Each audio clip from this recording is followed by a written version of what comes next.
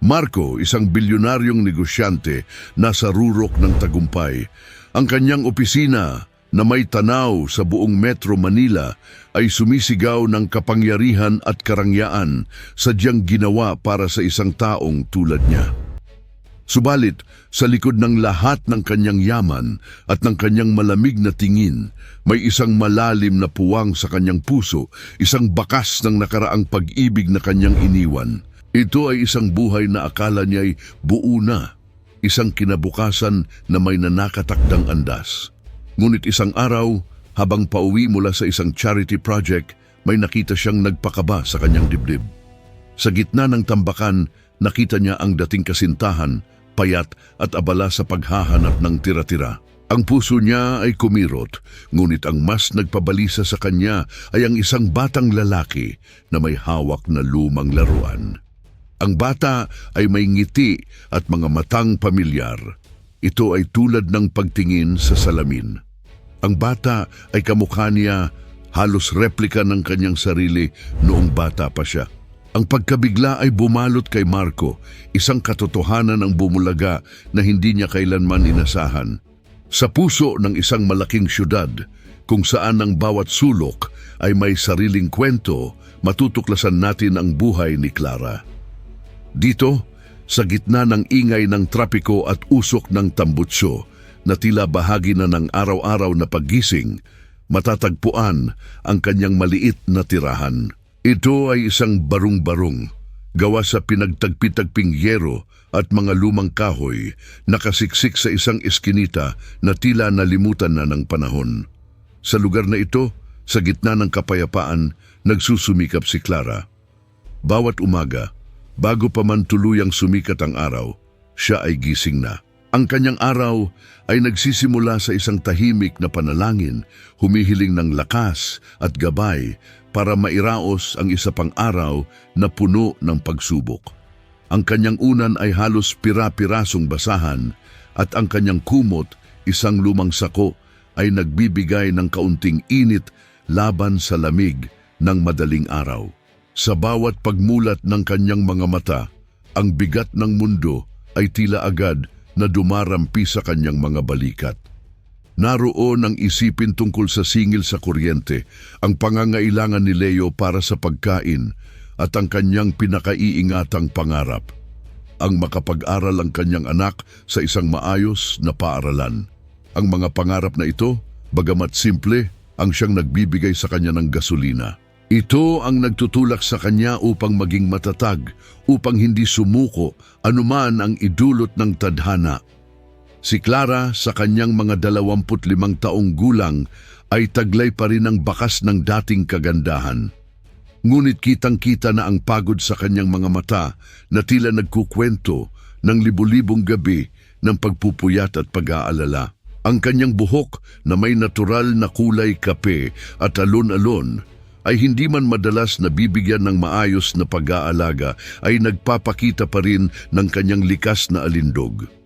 Ang kanyang balat ay kayumanggi, sanay sa init ng araw, habang siya'y naglalako ng anumang pwedeng ibenta, mga murang gulay, tinapay na malapit ng lumipas ang presko o anumang makuha niya sa pinakamababang halaga. Ang kanyang katawan ay payat, oo, ngunit sa bawat hakbang at galaw ay makikita ang kakaibang tibay ng kanyang kalooban.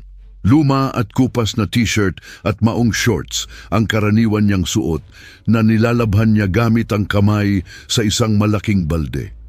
Sa kabila ng lahat, nananatili siyang tapat sa bawat transaksyon kahit pa sa mga lansangan na puno ng panluloko. Ang kanyang ngiti ay bihirang lumabas, ngunit kapag ito'y nasilayan, ito ay nagdadala ng liwanag at pag-asa, lalo na para kay Leo. Si Leo, 6 na taong gulang, siya ang buod ng buhay ni Clara. Para sa kanya, para sa munti niyang anak, handa si Clara na harapin ang lahat, kahit ano pa ang ipagawa ng tadhana. Ang lahat ay para sa kanyang Leo. Iyon lamang. Sa kabilang dako ng syudad, kung saan ang mga gusali ay sumusukat sa kalangitan at ang bawat salamin ay sumasalamin sa malawak na asul, matatagpuan si Marco Ramirez. Siya ay hindi lamang isang tao, siya ay isang imperyo na naglalakad. Ang kanyang pangalan ay kilala sa buong bansa, ang kanyang desisyon ay may bigat at ang kanyang kapangyarihan ay halos hindi na matatawaran. Siya ang CEO ng isang malawak na kumpanya na may mga sangay sa real estate, telekomunikasyon at marami pang ibang industriya na humuhubog sa kinabukasan ng ating ekonomiya. Ang kanyang opisina na matatagpuan sa pinakamataas na palapag ng isang toring salamin ay isang patunay ng kanyang tagumpay. Mula rito tanaw niya ang buong Metro Manila. Ang mga ilaw ng syudad ay tila kumikinang na mga bituin sa gabi at ang ingay sa ibaba ay halos hindi na naririnig. Bawat sulok ng kanyang opisina ay sumisigaw ng karangyaan at kagandahan. Ang mga upuan gawa sa mamahaling balat na inangkat pa mula sa Italia ay tila dinisenyo para sa isang hari. Ang mga sining sa dingding, mga gawa ng batikang pintor, ay nagkakahalaga ng milyon-milyong piso. At ang teknolohiya, makabago at kontrolado ng kanyang boses lamang, ay nagpapakita ng kanyang pagiging laging nauuna. Si Marco, sa kanyang edad na 29, ay nagtataglay ng isang kagandahang hindi matatawaran. Ang kanyang buhok ay itim na itim, laging nakahawi ng maayos at perpekto. Ang kanyang mga mata, kulay tsokolate, ay matalim. Ang mga ito ay tila kayang tumagos sa bawat problema, kayang makita ang bawat solusyon. Ang kanyang tindig ay matikas at sa bawat galaw niya makikita ang pagiging sanay sa paghawak ng mga desisyong makakaapekto sa libu-libong buhay. Ang kanyang pananamit ay laging formal, mula sa pinakamahal na suite hanggang sa customized na sapatos, gawa ng mga kilalang sastre. Ngunit sa likod ng lahat ng karangyaan na ito, sa ilalim ng kanyang perpektong kaanyuan at malamig na tindig, may isang bagay na laging malalim ang iniisip ni Marco. Ang kanyang mukha ay madalas na walang emosyon, parang isang estatwa. Ngunit minsan, sa mga sandali ng labis na pagkabahala sa negosyo o kapag siya ay nag-iisa, ay sumisilip ang anino ng isang nakaraang pag-ibig. Isang pag-ibig na nagdulot sa kanya ng matinding sakit. Isang pag-ibig na kanyang binitawan ng walang anumang paliwanag. Ito ang kanyang lihim na kalungkutan. Isang bagay na hindi kayang bilhin ng kanyang milyon-milyong piso. Ang puwang sa kanyang puso, ito ay naroon, laging naroon. At sa bawat paghinga niya, tila nagpapaalala ito ng isang bagay na kanyang nawala. Isang bahagi ng kanyang sarili na hindi na kailanman muling mabubuo. Isang nakaraan, isang desisyon, isang pagsisisi, isang hapon habang ang araw ay unti-unting lumulubog sa kanluran, nagpinta ng kulay kahel at lila ang kalangitan. Si Clara, tulad ng dati, ay nasa kanyang pang-araw-araw na pakikipaglaban. Ang kanyang mga kamay ay abala sa paghahalungkat sa isang malaking tambakan ng basura malapit sa palengke. Ito ay isang gawain na kanyang kinamumuhian, isang gawain na bumabalot sa kanya ng baho at dumi. Ngunit kinakailangan. Kailangan niyang maghanap ng kahit anumang bagay na maaari niyang maibenta o kahit na makakain upang mayroon silang ni Leo. Ang kanyang isip ay abala sa pag-iisip kung ano na naman ang ihahanda para sa hapunan nila ni Leo at kung paano niya ipagpapatuloy ang pag-iipon para sa paaralan ng anak.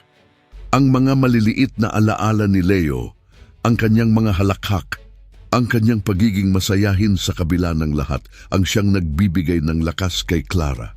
Dito, sa gitna ng mga nabubulok na gulay at mga pinagtabasan ng karne, isang itim na sedan ang dahan-dahang dumaan.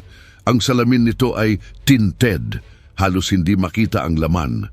Sa loob nito ay si Marco Ramirez.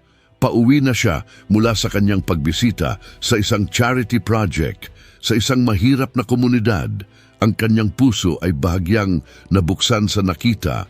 Ngunit ang kanyang isipan ay abala pa rin sa mga numero at mga ulat na naghihintay sa kanya sa opisina. Bigla ang sasakyan ay huminto.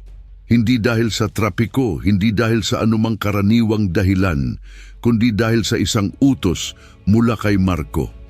May nakita siya, isang bagay na hindi niya inaasahan. Sa isang sulok ng tambakan, sa tabi ng mga lumang karton at plastik, ay isang batang lalaki. Ang bata ay may hawak na isang lumang laruang truck at ang kanyang tawa ay umalingaw-ngaw, isang liwanag sa gitna ng dumi. Nakatuon ang pansin ng bata sa kanyang ina, si Clara, na abala sa paghahalungkat. At pagkatapos, nakita ni Marco si Clara. Ang kanyang dating kasintahan, ang oras ay tila huminto, ang ingay ng syudad ay naglaho, ang kanyang bilyonaryong mundo ay nagdilim. Nakita niya ang isang babaeng minsan niyang minahal ng labis, isang babaeng naiwan niya ng walang paalam dahil sa mga inaasahan ng lipunan at ng kanyang pamilya. Ngayon, narito siya, payat, gusgusin, naghahanap ng tira-tira sa basura. Ang kanyang mga kamay ay marumi at ang kanyang mukha ay puno ng pagod. Clara, bulong ni Marco halos hindi marinig. Ang kanyang boses ay nanginginig. Ngunit ang mas nagpagulat kay Marco ay ang bata. Ang batang lalaki na may hawak na laruan. Nang lumingon ito sa direksyon ng kanyang ina, bumilis ang tibok ng puso ni Marco, ang kanyang mga mata, ang malalim na tsokolate na mga mata na tila nakikita niya sa kanyang sariling refleksyon noong bata pa siya. Ang hugis ng ilong, ang bahagyang bilog na panga, ang lahat ng ito ay pamilyar, sobrang pamilyar. Ang bata ay kamukha niya, kamukhang kamukha. Ang kanyang driver, si Mang Ben, ay nagtataka sa biglaang paghinto. Sir Marco, may problema po ba? Tanong niya. Hindi sumagot si Marco. Ang kanyang mga mata ay nakatitig pa rin sa bata at pagkatapos ay bumalik kay Clara. Libo-libong tanong ang bumalot sa kanyang isip. Gaano katagal na? Bakit hindi niya alam? Sino ang ama ng batang ito? Ngunit isang tanong ang nagpatigil sa lahat ng iba pa. Posible bang siya? Bumaba si Marco mula sa sasakyan. Ang kanyang mamahaling sapatos ay lumubog sa alikabok at dumi ng kalsada.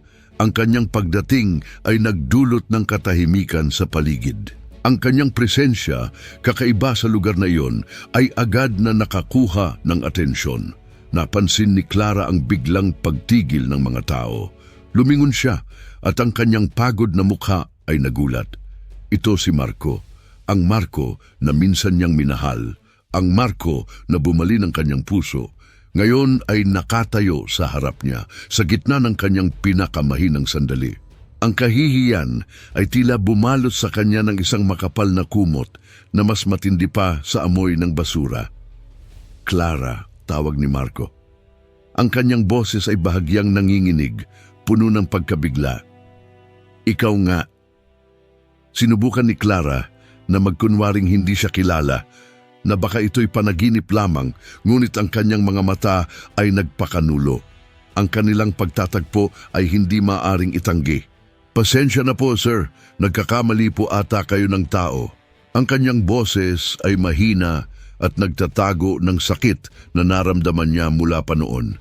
Ngunit bago pa siya makalayo, si Leo, na nakarinig ng usapan at nakaramdam ng tensyon, ay tumakbo palapit kay Clara at kumapit sa kanyang binti. Inangat ni Leo ang kanyang ulo at ang kanyang mga mata ay muling nagtama kay Marco. Sa oras na iyon, nawala ang anumang pagdududa sa isip ng bilyonaryo. Ang anak ay halos replika ng kanyang sarili nung bata pa siya. Ang gulat ni Marco ay nagbago sa isang kakaibang emosyon, pagkabigla, pagkabahala at isang kurot ng pag-asa. Mayroong isang lihim na koneksyon, isang hindi inaasahang revelasyon na naghihintay na mabunyag. Ang kanyang mundo ay biglang nagbago. Ang kanyang perpektong buhay ay nabasag. Mayroon siyang anak at ang kanyang dating kasintahan ng ina nito. Bumaba si Marco. Naglakad papalapit. Ang kanyang dating pagiging malamig ay napalitan ng isang hindi maipaliwanag na determinasyon. Gusto niyang malaman ang lahat ngayon na. Hindi na siya magpapalipas ng panahon. Ang nakaraan ay bumalik at ito ay nasa harapan niya, sa anyo ng isang bata at ng babaeng minsan niyang minahal. Ang mga pangyayari sa tambakan ng basura ay tila isang bangungot na hindi mapagtanto ni Clara.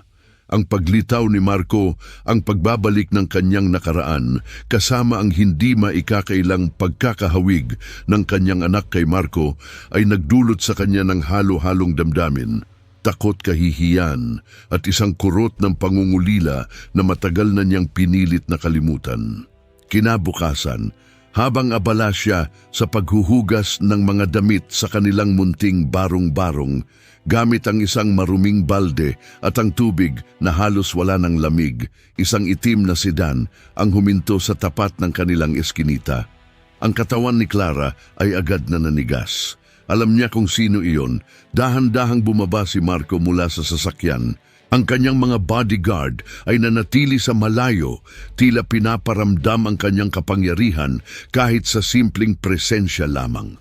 Ang mga kapitbahay, sanay na sa karaniwang pamumuhay nila, ay naglabasan sa kanilang mga bintana, nagbubulungan sa pagtataka at pagkamangha. Sa gitna ng lahat ng ito, si Clara ay nagpatuloy sa paglalaba kahit na ang kanyang mga kamay ay nanginginig at ang kanyang puso ay kumakabog ng malakas. "Clara, kailangan nating mag-usap," ang sabi ni Marco. Ang kanyang tinig ay mahinahon, ngunit may autoridad na hindi maitatanggi. Napilitan si Clara na huminto.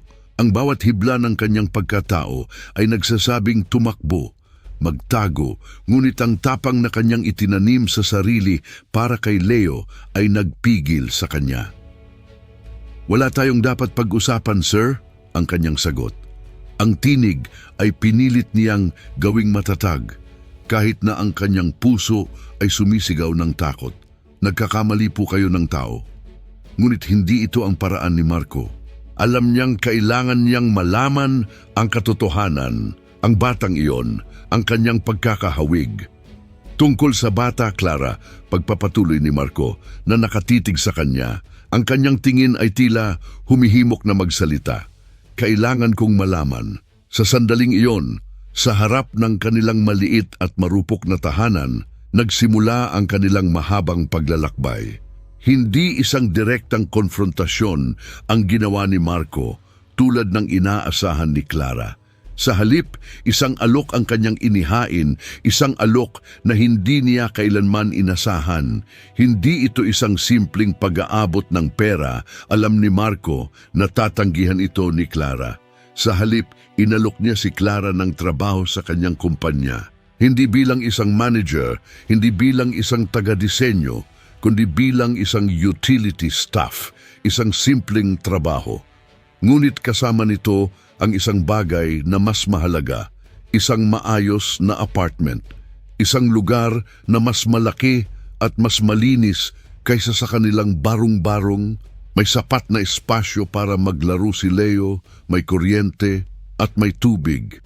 Para kay Clara, ito ay tila isang panaginip, isang pagkakataon na mailayo si Leo sa hirap, isang pagkakataon na mabigyan ang kanyang anak ng isang buhay na hindi niya kailanman naranasan. Nag-alinlangan siya, takot siya sa motibo ni Marco. Paano kung agawin nito si Leo? Paano kung gamitin niya ang sitwasyong ito para sa kanyang sariling kapakinabangan?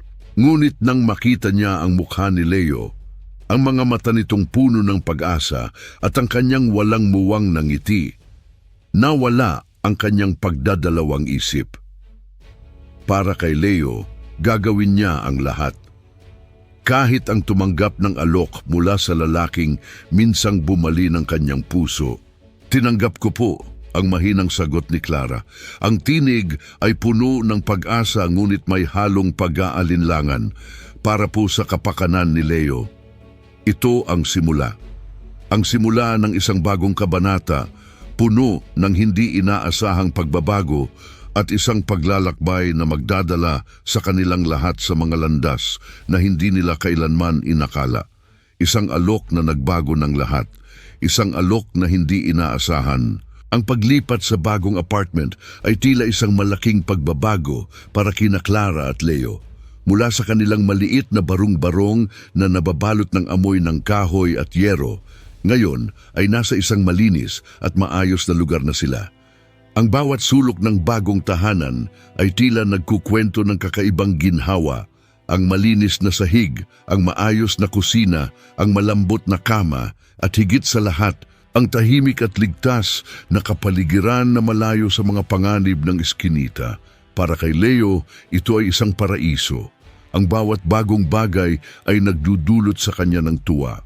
Ang kakayahang maglaro sa malinis na sahig, ang pagkakaroon ng sariling maliit na kwarto, at ang regular na pagkain sa isang mesa, lahat ito ay mga pangarap na natupad para sa isang batang tulad niya. Sa umpisa, gayon paman, ang pag-angkop ay hindi naging madali para kay Clara. Ang pagiging sanay sa hirap at kapayapaan ay tila nagbigay sa kanya ng isang uri ng pagpipigil sa sarili. Ang simpleng pagbubukas ng gripo para sa malinis na tubig ay tila isang bagay na kailangan niyang pag-isipan ng 2 beses. Ang bawat maliit na bagay mula sa pagluluto sa isang gas stove hanggang sa paggamit ng banyo na may malinis na palikuran ay isang malaking pagbabago. Nahihirapan siyang pakawalan ang kanyang lumang gawi, ang kanyang pagiging maingat sa bawat sentimo. Ngunit sa bawat pag-aalangan niya, nakikita niya ang ngiti ni Leo at yun ang nagpapalakas sa kanyang loob. Sa kanyang bagong trabaho bilang utility staff sa kumpanya ni Marco, si Clara ay nagpakita ng kahangahangang dedikasyon.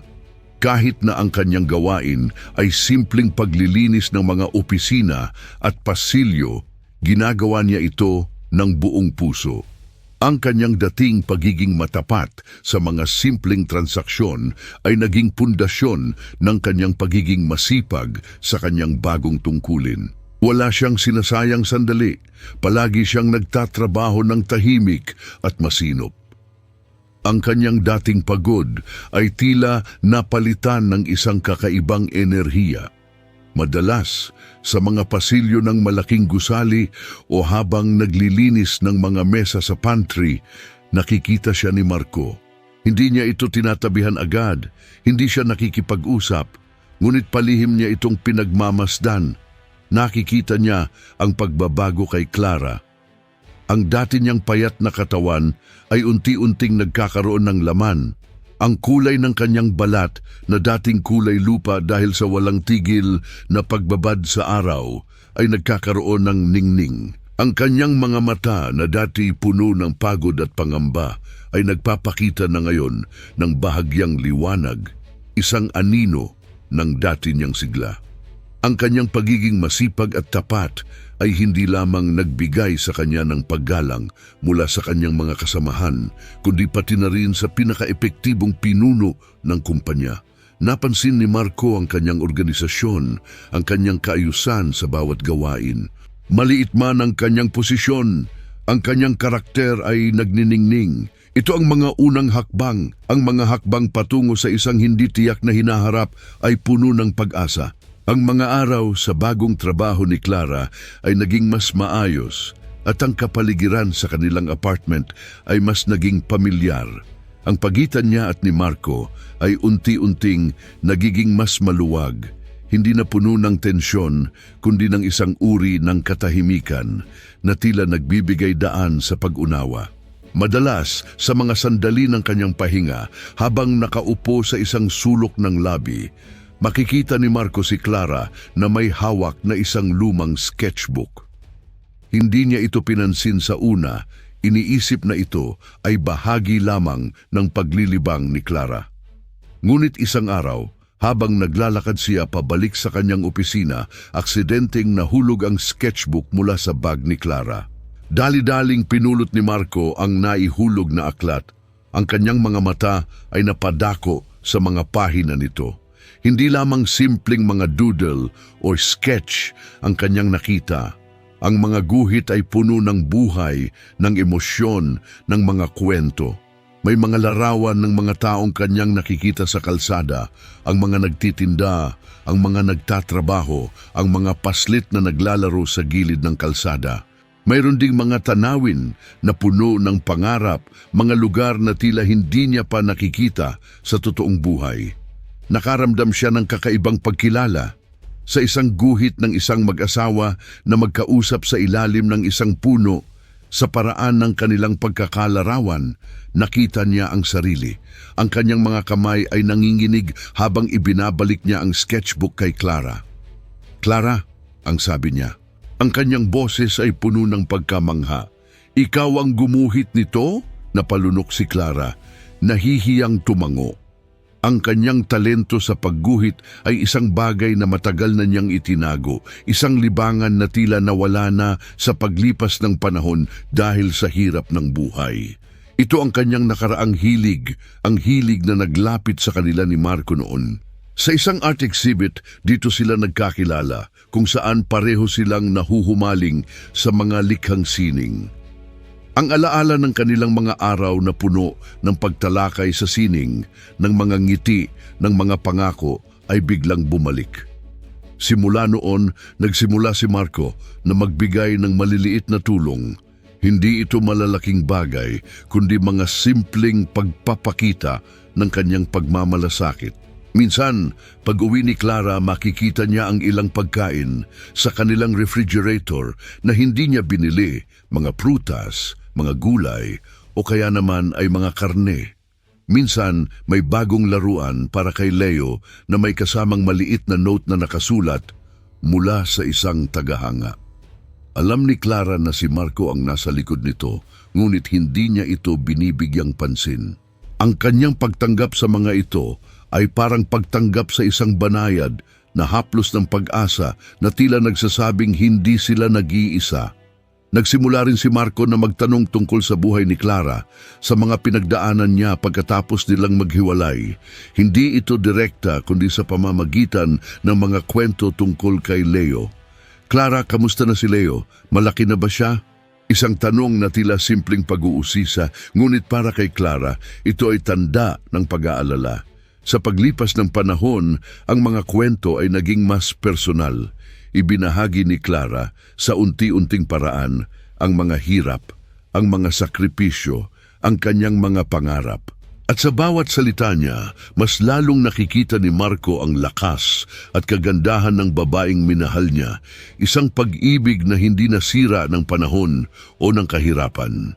Ang mga kilos na ito, ang mga simpleng tulong, ang mga tanong na puno ng pagmamalasakit ay nagsimulang magbukas ng mga puso. Nagsimulang sumibol ang pagtitiwala sa pagitan nila. Para kay Clara, ang Marco na nakikita niya ngayon ay iba sa Marco na kanyang nakilala noon. Ang bilyonaryong tagamundo ng negosyo ay unti-unting nagiging isang taong may malalim na damdamin, isang taong handang magpakita ng malasakit. At para kay Marco, ang pagkakita sa talento ni Clara, ang kanyang pagpupunyagi at ang kanyang pagmamahal para kay Leo ay muling nagpaalab sa kanyang puso. Muling sumibol ang isang pag-ibig na akala niya ay matagal ng patay. Isang pag-ibig na puno ng pag-asa at isang silip sa isang mas magandang nakaraan, habang ang mga araw ay tila nagiging mas maayos para kina Clara at Marco. Isang bagong hamon ang dumating, isang anino mula sa nakaraan ni Marco na muling nagdala ng pagsubok. Si Melissa, ang matagal ng fiancé ni Marco, ay bumalik mula sa kanyang pag-aaral sa ibang bansa. Si Melissa ay hindi lamang maganda at elegante, kundi siya rin ay nagmula sa isang maimpluwensyang pamilya, ang anak ng isang kilalang politiko. Ang kanilang kasal ay matagal nang nakaplano, isang kasal na itinuturing na magpapalakas lalo ng impluwensya at kayamanan ng kanilang mga pamilya. Si Melissa ay sanay sa buhay ng karangyaan, sa pagiging sentro ng atensyon at sa lahat ng mga pribilehiyo na kaakibat ng kanyang angkan. Sa kanyang pagbabalik, agad niyang napansin ang pagbabago kay Marco. Hindi na ito ang malamig at tila walang emosyong Marco na kanyang iniwan.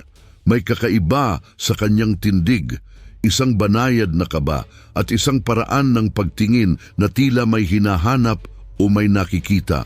Sa kanyang pag-uusisa, napansin ni Melissa ang mga pagkakataong nagiging malapit sina Marco at Clara sa loob ng kumpanya. Kahit pa simpleng usapan lang sa pantry o ang mga sandali kung saan tila nagpapalitan ng tingin ay nagtanim ng pagdududa sa kanyang isipan. Ang pagdududa na ito ay lalong lumalan ng isang hapon. Habang siya ay nagmamasid, ay nakita niya si Leo na naghihintay kay Clara sa labas ng gusali. Nakita niya ang paglapit ni Marco kay Leo, ang pag-akay nito sa maliit na bata, at ang kakaibang ngiti na ibinigay ni Marco kay Leo. Ang ngiti na iyon, isang ngiti na bihirang ibigay ni Marco kay Melissa. Nag-init ang ulo ni Melissa, tila naintindihan niya ang lahat. Ang pagbabago kay Marco, ang kanyang bagong sigla, ang lahat ay dahil sa babaeng ito, isang simpleng utility staff. Sa kanyang pag-aakala at sa kanyang matinding pagkainggit, hindi na nagdalawang isip si Melissa. Makinuha niya ang kanyang mamahaling bag at naglakad papalapit sa direksyon ni Clara na noon ay papalabas na mula sa gusali kasama si Leo. Ang hangin ay tila bumigat, puno ng tensyon. At sino ka naman? Ang tanong ni Melissa. Ang kanyang boses ay may halong panghamak. Tiningnan niya si Clara mula ulo hanggang paa na tila sinusuri ang bawat hibla ng kanyang pananamit na simple at malinis. Alam kong hindi ka bagay dito. Akala ko ba utility ka lang? Bakit kanya laging binibigyan ng special treatment? Napalunok si Clara. Ang kanyang puso ay kumalabog sa takot at galit. Ang mga salita ni Melissa ay tila mga patalim na tumatagos sa kanyang dibdib. Ginagawa ko lang po ang trabaho ko. Ang mahinang sagot ni Clara, pilit na pinipigilan ang mga luha. Ang pag-atake na ito ay hindi niya inaasahan. Hindi niya inisip na ang kanyang simpleng trabaho ay maaaring magdulot ng ganitong uri ng problema. Trabaho? Mukhang mas mukha kang nagpapanggap na may pabor. Ang balik ni Melissa, ang kanyang mga mata ay nagsasabi ng paghihinala at galit. Hindi mo ba alam kung sino ako at kung sino siya? Sigurado ka bang hindi ka lang niya ginagamit para umangat? Ang mga salita ni Melissa ay tumama kay Clara na parang suntok sa sikmura. Ang lahat ng hirap, ang lahat ng sakripisyo, ang lahat ng pag-asa ay tila nabahira ng duda. Pinanood siya ni Leo na tila nakakaramdam ng tensyon sa pagitan ng dalawang babae. Sa di kalayuan, papalapit si Marco, napansin ang pagtitipon at ang tensyon. Ngunit bago pa man siya makarating, nakita na niya ang mukha ni Melissa na nakatutok kay Clara at ang luha sa mga mata ni Clara. Ang kanyang puso ay kumirot. Ang anino ng isang nakaraang pag-ibig na matagal nang itinago ay muling nagpakita, dala ang mga pasakit at pagdududa. Ang pagharap ni Marco sa tensyon sa pagitan ni Melissa at Clara ay nagdulot sa kanya ng panibagong hamon. Nang marinig niya ang mga masasakit na salita ni Melissa patungkol kay Clara, hindi niya napigilan ang kanyang sarili. Tumayo siya sa harap ni Clara na tila isang kalasag at tinigilan ang pag-atake ni Melissa. Melissa, wala kang karapatan na kausapin siya ng ganyan. Ang kanyang boses ay kalmado ngunit may bigat. Isang babala na hindi dapat balewalain. Si Clara ay isang empleyado at higit sa lahat siya ay isang tao na hindi mo dapat saktan. Gayunpaman, ang mga salita ni Melissa ay hindi basta-basta nawala sa isipan ni Marco. Bagamat ipinagtanggol niya si Clara, ang binhi ng pagdududa ay nagsimula ng tumubo sa kanyang dibdib. Ang kanyang mga salita, sigurado ka bang hindi ka lang niya ginagamit para umangat? Ay bumalik sa kanya parang mga multo mula sa nakaraan. Naalala niya ang mga dahilan kung bakit sila naghiwalay noon. Ang kanilang pagkakakaibang lipunan, ang panggigipit ng kanyang pamilya na magpakasal sa isang babaeng karapat-dapat sa kanya, ang kanyang sariling kawalan ng tiwala sa pag-ibig na nakabase sa pagkakapantay-pantay. Ang mga salita ni Melissa ay nagpaalala sa kanya ng kanyang mga dating pangamba, ng kanyang kawalan ng lakas noon. Samantala, Si Clara ay naramdaman ang sakit ng pag-aalinlangan na tila bumabalik. Ang kanyang mga takot na nais niyang itapon sa nakaraan ay tila nagbabalik sa kanya. Ang pagtatanggol ni Marco ay nagbigay sa kanya ng kaunting kapanatagan, ngunit ang mga salita ni Melissa at ang banayad na pagbabago sa kilos ni Marco pagkatapos ng insidente ay nagtanim ng malalim na pag-aalinlangan. Nagsimula siyang mag-isip, mahalaga ba talaga siya kay Marco o isa lamang siyang proyekto ng kawanggawa na pinagkakatuwaan? At higit sa lahat, ano ang mangyayari kay Leo? Kailangan niyang protektahan ang kanyang anak sa anumang sakit o kabiguan na maaari nilang maranasan. Ang kinabukasan ni Leo ang pinakamahalaga sa kanya. Ang mga sumunod na araw ay puno ng kakaibang katahimikan sa pagitan ni Marco at Clara. Si Marco ay tila laging malayo ang iniisip, abala sa kanyang mga negosyo. Ngunit ang kanyang mga mata ay madalas na nakatuon kay Clara, tila sinusuri ito. Si Clara naman ay mas tahimik, mas nag-iingat at palaging tinitiyak na si Leo ay hindi nalalayo sa kanyang paningin. Isang araw, pag-uwi ni Marco mula sa trabaho, nais niyang huminto sa apartment ni Clara at Leo kahit saglit lang. Nang siya ay dumating, natagpuan niya si Leo na naglalaro sa kanilang maliit na sala. Sa kamay ng bata ay isang papel at isang krayola. Si Leo ay abala sa pagguhit. Nang makita ni Marco ang drawing ni Leo, napahinto siya. Tiningnan niya ang ginuhit ng bata at ang kanyang puso ay tila tumigil sa pagtibok. Ang drawing ay nagpapakita ng isang pamilya. May 3 tao.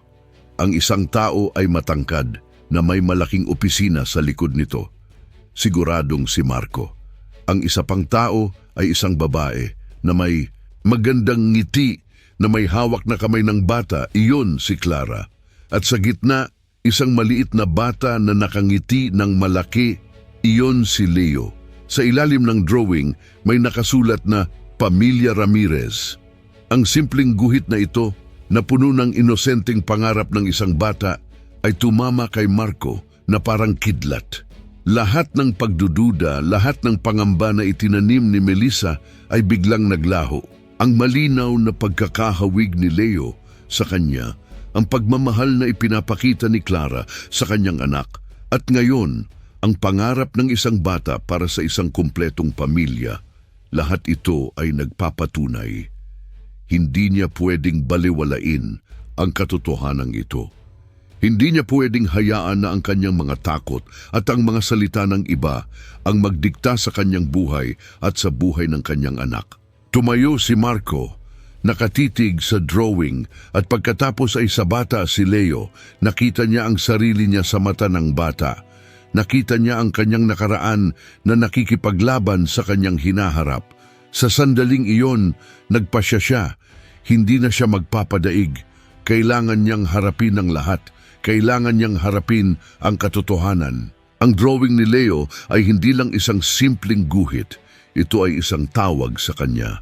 Isang tawag para sa pagharap sa katotohanan at para sa pagbuo ng pamilyang matagal na niyang itinanggi.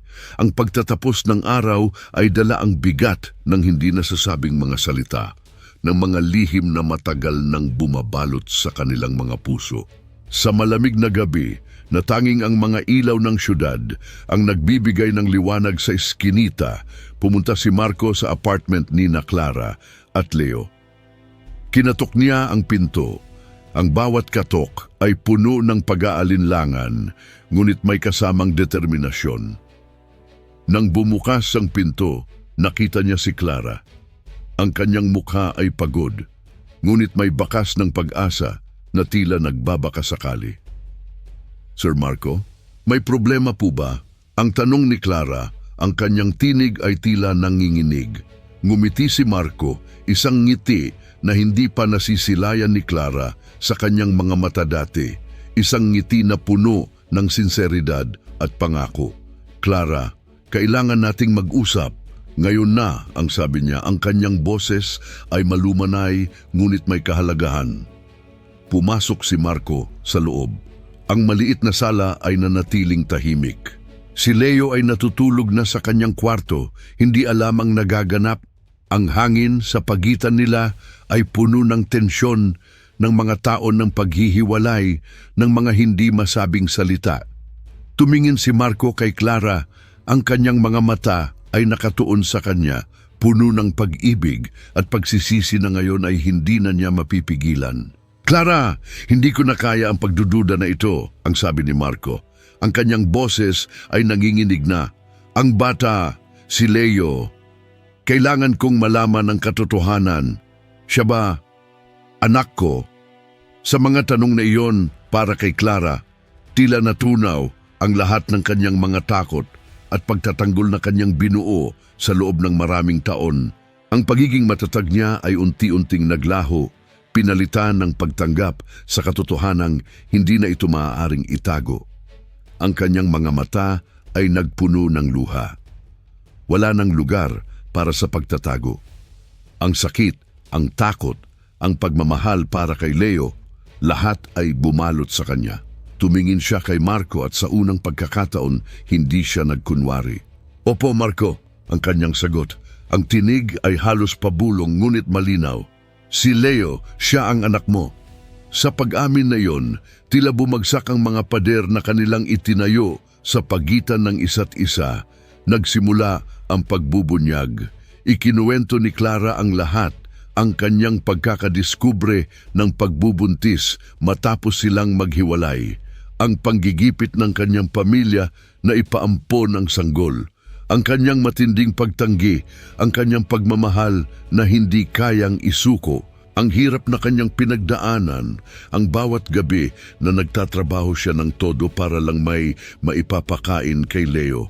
At ang pinakamahalaga, ang dahilan kung bakit niya ito itinago kay Marco. Ayokong maging pabigat sa iyo, Marco, ang sabi niya. Ang mga luha ay dumadaloy na sa kanyang pisngi. Alam kong may sarili kang buhay at ayokong guluhin iyon. At higit sa lahat, takot akong baka itanggi mo siya. Baka hindi mo tanggapin ang sarili mong anak. Ang bawat salita ni Clara ay tumagos sa puso ni Marco, tila mga daliri na humihigpit sa kanyang dibdib. Ang lahat ng kanyang pagdududa, ang mga pangamba na itinanim ni Melissa ay biglang naglaho na parang usok. Pinalitan ito ng isang matinding pagsisisi, isang malalim na pagmamahal at isang pagkilala sa tibay ng loob ng babaeng nasa harap niya. Tumingin siya kay Clara at sa kanyang mga mata ay makikita ang sakit at ang pagnanais na bumawi. Lumuhod si Marco, isang bilyonaryong lumuhod sa harap ng babaeng minahal niya, isang pagpapakita ng kanyang pagpapakumbaba at tunay na damdamin. Clara, patawarin mo ako, ang sabi niya. Ang kanyang boses ay nanginginig. Patawarin mo ako sa lahat, sa pag-iwan sa iyo noon, sa pagiging duwag.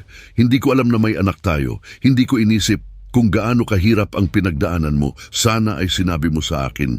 Hindi ko hahayaang mangyari ito sa inyo. Hindi na. Sa gabing iyon, sa gitna ng maliit na apartment, na puno ang hangin ng mga pag-amin, ng mga paglilinaw, ibinunyag ni Marco ang kanyang sariling kwento, ang panggigipit ng kanyang pamilya na magpakasal sa isang babaeng mayaman at may koneksyon sa politika. Ang kanyang sariling pag-aalinlangan kung kaya niya bang panindigan ang isang relasyon na hindi nakabatay sa ambisyon kundi sa tunay na pagmamahal. Ngunit ngayon, wala nang saysay ang lahat ng iyon. Ang pag-ibig niya kay Clara ay hindi kailanman nawala.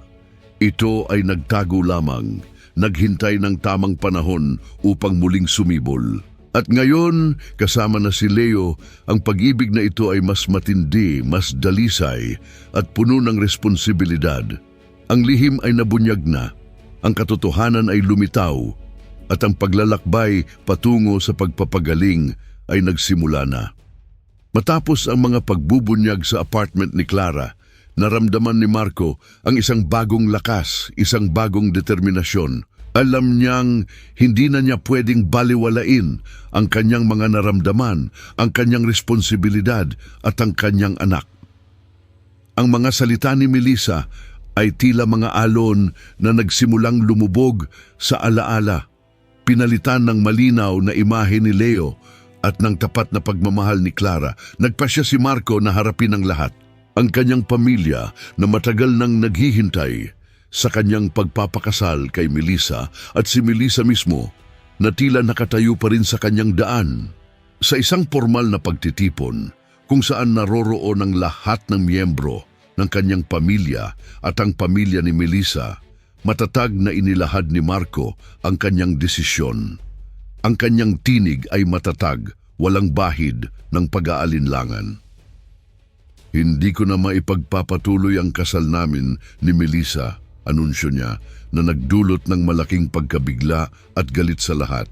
Ang puso ko ay nasa iba na.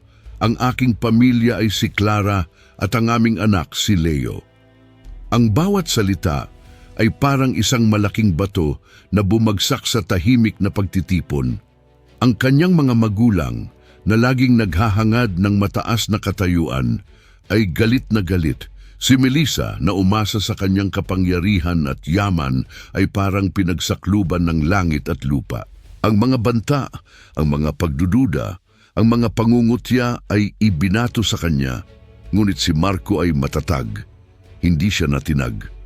Ang kayamanan, ang posisyon, ang lahat ng ito ay tila naging walang saysay kumpara sa pagmamahal na natagpuan niya at sa responsibilidad bilang isang ama. Samantala, si Clara ay nakikinig sa lahat ng nangyari sa malayo at tinitiyak ang kaligtasan ni Leo. Ang tapang na ipinamalas ni Marco ay nagbigay sa kanya ng pag-asa, ngunit ang sakit ng nakaraan ay hindi pa rin tuluyang nawawala. Ang mga taon ng hirap, ang mga takot, ang pagdududa sa sarili, lahat ito ay tila nagpapahirap sa kanyang muling pagtitiwala. Ngunit nang makita niya ang determinasyon sa mga mata ni Marco, ang sinseridad sa kanyang tinig, at higit sa lahat, ang pangarap na makabuo ng isang tunay na pamilya para kay Leo, nakaramdam siya ng pagnanais na muling sumubok. Lumapit si Marco kay Clara, ang kanyang mga mata ay puno ng pangako. Clara, ang sabi niya, hawak ang kanyang mga kamay. Hindi na kita iiwan. Hindi na namin kayo pababayaan ni Leo. Pakiusap, bigyan mo ako ng isa pang pagkakataon. Bigyan mo kami ng pagkakataon na maging isang tunay na pamilya. Hinawakan niya ang kanyang mga kamay. Ang kanyang paghingi ng tawad ay hindi na lang sa salita, kundi sa bawat kibot ng kanyang labi, sa bawat tibok ng kanyang puso. Ang desisyon ay hindi madali para kay Clara. Ang kanyang pagmamahal kay Marco ay totoo, ngunit ang mga sugat ng nakaraan ay malalim. Ang kanyang pangunahing layunin ay ang kaligayahan at seguridad ni Leo. Ngunit sa pagkakita sa pagbabago ni Marco, sa kanyang pagpapakumbaba at sa kanyang tapat na pagmamahal, nakaramdam siya ng pag-asa. Sa wakas, para kay Leo at para sa pangarap ng isang kumpletong pamilya na matagal na nilang hinahanap, tinanggap niya ang alok ni Marco. Ito ang simula. Ang paglalakbay tungo sa pagbuo ng isang pamilya ay hindi naging madali. Maraming kailangang ayusin, maraming kailangang matutunan. Si Marco, na sanay sa mundo ng negosyo, ay natutong maging isang ama. Natutunan niya ang kahalagahan ng pasensya, ng pagmamahal na walang kondisyon, at ng tunay na saya ng simpleng pagiging kasama ng kanyang anak. Si Clara naman, sa wakas, ay natutong muling magtiwala. Ang kanyang puso ay unti-unting naghilom mula sa mga sugat ng nakaraan. Ang mga dating takot ay napalitan ng kapanatagan. Sa paglipas ng panahon, ang kanilang pamilya ay lumakas. Ginawa ni Marco ang lahat para bumawi. Ginamit niya ang kanyang yaman at impluensya hindi lang para sa kanyang negosyo, kundi para tumulong sa mga nangangailangan, lalo na sa mga komunidad na tulad ng pinanggalingan ni Clara. Hindi niya nakalimutan ang kanyang pinagmulan at lalong hindi niya nakalimutan ang aral na itinuro sa kanya ni Clara na ang tunay na kayamanan ay hindi nasusukat sa dami ng pera o posisyon, kundi sa pag-ibig, sa pamilya at sa bawat simpleng sandali na pinagsasama. Isang araw, nakita si Marco na masayang naglalakad sa isang parke kasama sina Clara at si Leo. Si Leo ay nakasakay sa balikat ni Marco, masayang tumatawa habang si Clara ay nakangiti at ang kanyang kamay ay mahigpit na nakahawak sa kamay ni Marco. Ang ngiti ni Clara ay hindi napuno ng pagod o pangamba, kundi ng tunay na kaligayahan. Ang ngiti ni Marco naman ay puno ng kapayapaan, ng kasiyahan at ng pagkilala na natagpuan na niya ang kanyang tunay na kayamanan. Ang bilyonaryong minsang nakita ang kanyang dating kasintahan na namumulot ng tira-tira ay hindi lamang nakakita ng isang bata na kamukha niya, kundi nakita rin niya ang kanyang sarili, ang kanyang nakaraan, ang kanyang mga pagkakamali, ang kanyang pag-asa, at ang kanyang tunay na hinaharap. Isang bagong simula, isang pag-ibig na muling natagpuan, isang pamilyang nabuo, pamilya at pag-ibig, ang tunay na kayamanan. Salamat sa panunood. Share your thoughts below.